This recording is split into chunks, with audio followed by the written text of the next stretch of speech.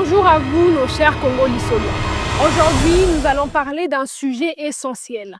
1001 raisons de dire non aux églises et aux mosquées et de redonner à nos peuples la place de la connaissance et du progrès. Chers frères et sœurs, nous le savons, le jour où nous remplacerons les églises et les mosquées par des écoles, des bibliothèques, des centres d'apprentissage et des espaces sociaux, ce jour-là, nos sociétés changeront. Les peurs irrationnelles disparaîtront, la sorcellerie perdra son pouvoir, Satan n'aura plus aucune emprise et nos pays pourront enfin refléter l'image du paradis. Car, reconnaissons-le, cessons bien la peur du diable, l'obsession des sorciers et l'attente d'un paradis incertain qui donne aux églises et aux mosquées le pouvoir de perpétuer les abus et la domination de nos communautés.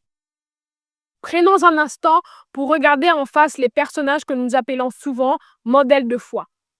Beaucoup de patriarches bibliques n'étaient pas nécessairement des exemples de vertu. Abraham, le soi-disant père des croyants, a menti à 2 reprises en présentant sa femme Sarah comme sa sœur, allant jusqu'à la laisser intégrer les harems royaux.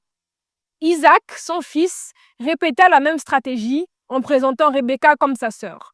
Jacob, lui, trompa son père Isaac avec la complicité de sa mère Rebecca pour prendre la bénédiction de son frère Ésaü.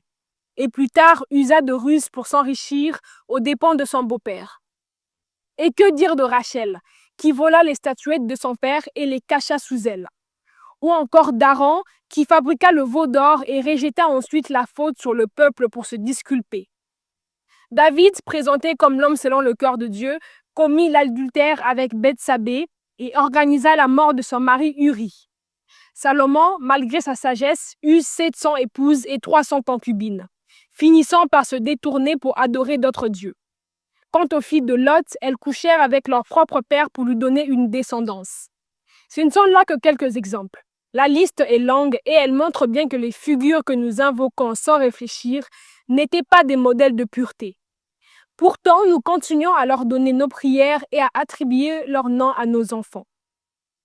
Frères et sœurs, il est temps d'ouvrir les yeux. Il est temps de réinvestir notre foi, non pas dans la peur et l'aveuglement, mais dans la connaissance, dans la dignité et dans le progrès collectif.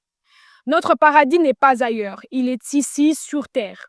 Ceux qui croient en un paradis céleste ne devraient plus demander une longue vie ici-bas, car cela prouve une contradiction. Le vrai espace à bâtir, c'est celui de nos peuples, de notre éducation, de notre avenir. Nous n'avons plus besoin d'être entourés de milliers d'églises et de mosquées. Nous avons besoin d'écoles, de lieux de savoir, de centres de recherche, d'espaces où notre jeunesse peut apprendre, créer et transformer nos sociétés. Voilà, chers Congolais, c'était notre réflexion du jour sur la nécessité de dire non aux églises et aux mosquées qui nous enferment et de dire oui à la connaissance, à la liberté et à la prospérité collective. Nous vous remercions pour ce moment passé ensemble et nous vous disons à très vite pour un nouveau Lissolo. Stay tuned for Black history, society, and culture. Want to be entertained with more Black trivia and much more facts? Well, this is a place to go. Hey, did you know the first computer was made by a Black person? No, I didn't know. Where'd you find out?